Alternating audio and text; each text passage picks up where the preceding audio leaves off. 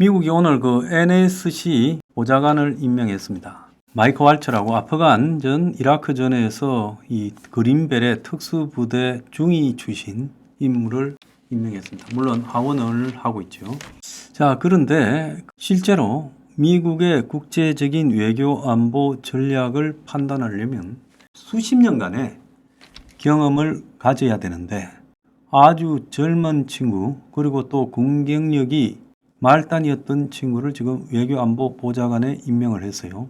그건 뭔가 하면 어차피 모든 결정은 내가 가지고 있는 마가라는 가치 속에서 진행이 될 거고 또 외교안보 문제와 관련해서는 동맹보다는 미국의 이익을 중시하고 고립주의 정책으로 회귀하는 부분에서 시키는 대로 할 수 있는 예스맨, 그것도 아주 강경한 충성파 예스맨을 필요로 했다는 겁니다. 그래서 미국 사회의 기성의 권위를 트럼프가 완전히 지금 엿을 먹이고 있다. 저는 그렇게 봅니다. 일부러 그러는 거예요.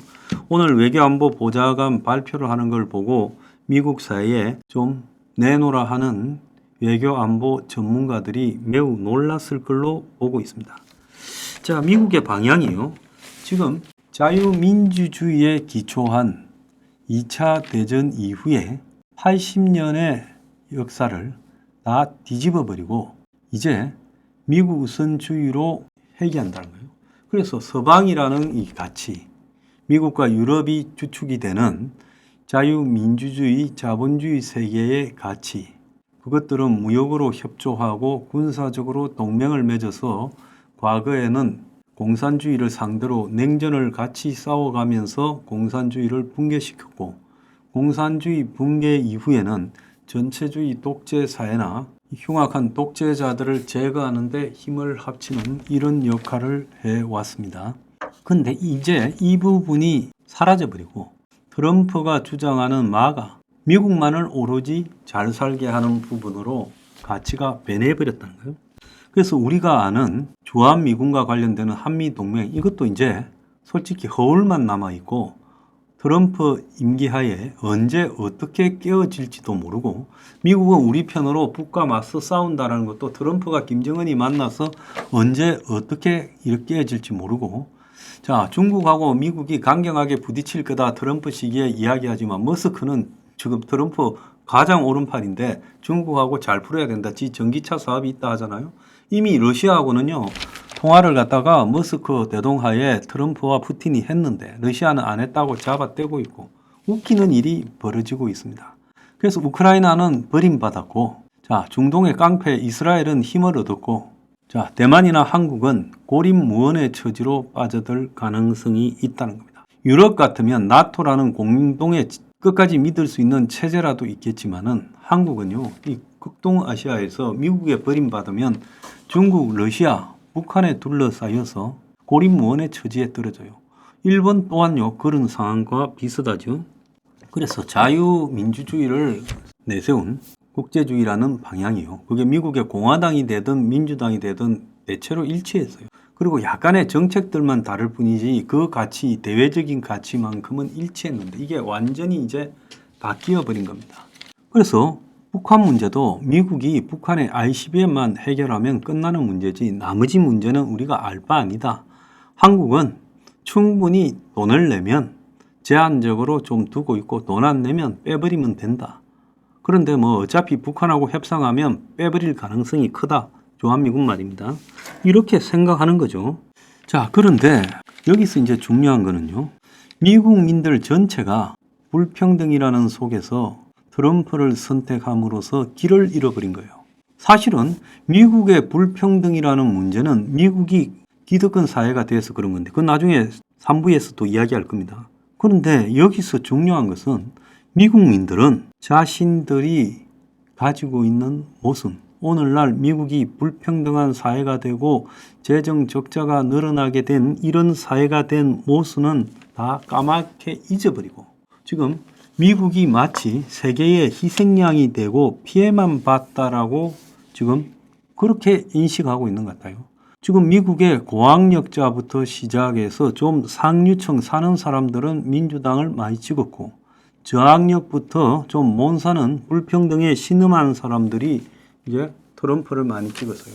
그런데 못 사는 사람이 80%고 잘 사는 사람은 10%밖에 안 될 거고 중간 10%는 어중간할 거란 말입니다. 그러니까 트럼프가 이긴 거라고 볼 수 있어요. 그런데 그동안에 미국이 세계에서 두목 노릇하는 대신에 얻은 이득이 어마어마하지요. 미국이 세계에서 두목 노릇하러 다닌다면서 손해만 봤습니까? 천만의 말씀이라는 겁니다. 자, 미국이 세계에 군대를 보내고 냉전에서 소련이나 중공, 쿠바에 맞서지 않았다면요. 어떻게 세계가 미국 달러를 기축통화로 선정을 하겠습니까? 닉슨이요. 70년대 초반에 달러에 대해서 불태안을 선언했지 않습니까? 그래도요. 미국 달러는요. 기축통화로서 5일 달러로서 위치를 유지해 온 거예요. 자, 미국이 2차 대전 직후에 전 세계 서방 국가들을 다 모아가지고 가트 체제를 출범시키고 또 90년대에 신자유주의를 한다면서 미국 주도로 우루과이 라운드 WTO라는 기구를 출범시키면서 결국 자유무역을 통해서 이익을 얻겠다고 나서다가 자, 그 자유무역이 미국의 투기 자본은 엄청난 이득을 받고 다국적 기업은 이득을 받지만 대다수 미국 기업이 손해를 보고 또 미국의 일자리가 사라지니까 이제 그걸 공격하는 거예요. 그러면 애초에 미국이 자유무역으로 선회하는데 누가 했냐? 아버지 부시하고요. 그 다음에 아들, 아버지 부시하고 클린턴, 특히 클린턴이 다 했어요. 그래서 오늘날 미국의 불평등 사회로 만든 일자리가 소멸되는 부분에 미국이 세계를 상대로 덕을 보겠다고 신자유주의를 장려한 그 대가를 미국 스스로가 치른 겁니다. 한동안에는 미국이 엄청난 이득을 누렸고 또 미국 내 불평등이 심화돼도 그 이상으로 미국의 투기 자본과 다국적 기업 같은 경우는 엄청난 이득을 받고 세계적 기업이 됐죠. 또 월가도 떼돈을 벌었죠. 이런 걸 다 외면하고 미국이 피해를 봤다? 자, 미국이요.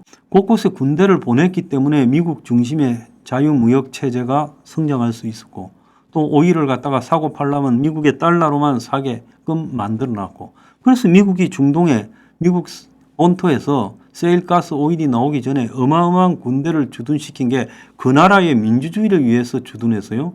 뭐 이라크를 덮친 게 이라크를 민주화시키겠다고 그렇게 한 거 아니지요. 오일이라는 문제가 본질에 깔려 있고 중동의 미군이 오랫동안 수십 년 동안 주둔한 것은 오일 때문이었죠.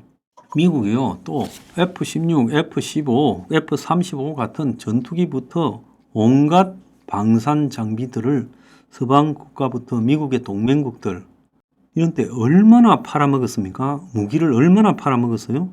또 영화 같은 미국의 문화 상품들을 전 세계에 얼마나 팔아먹었어요? 또 아이폰 같은 미국의 상품들을 전 세계에 얼마나 팔아먹었고 미국의 자본이요 한국에도 들어와 가지고 큰 손으로 자리 잡고 있고 전 세계 각 금융시장마다 전부 미국 자본이 들어가서 거기서 엄청난 이득을 취하고 있지 않습니까?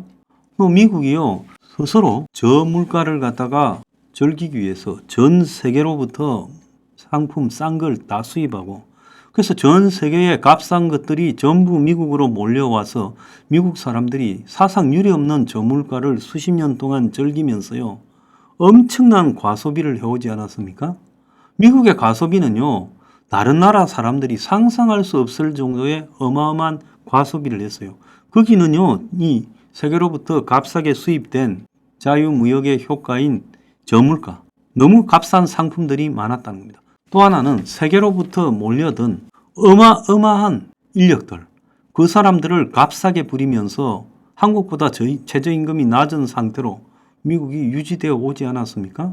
미국의 식당에서 일하는 사람들 월급이 잘 없잖아요. 그런 것들이 어떻게 가능했겠어요? 팁으로 살게 만드는 거예요. 이 모든 것들이 미국 사람들이 누리고 즐겨온 거예요.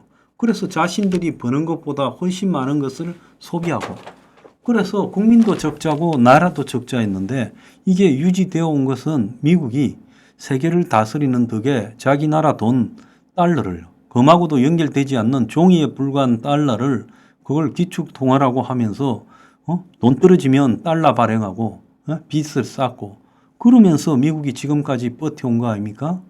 그래서 트럼프 시대에요. 마치 미국이 세계를 위해서 엄청난 희생을 한 것처럼 이야기를 하는데 예? 그러면서 세계하고는 손을 끊고요. 미국만 잘 살면 된다는데 지금 미국이 잘 살게 지금까지 80년 동안 잘 살게 된 거는요. 미국이 세계로부터 엄청난 이득을 취해왔기 때문입니다. 뭔 개소리를 이제서 하는 겁니까? 자, 미국이 망하게 된 거는 미국 내부의 문제예요. 세계에서 미국을 망하게 한 게 아니에요. 미국 내부의 기득권 문제라는 거예요. 그건 제가 3부에서 이야기할게요.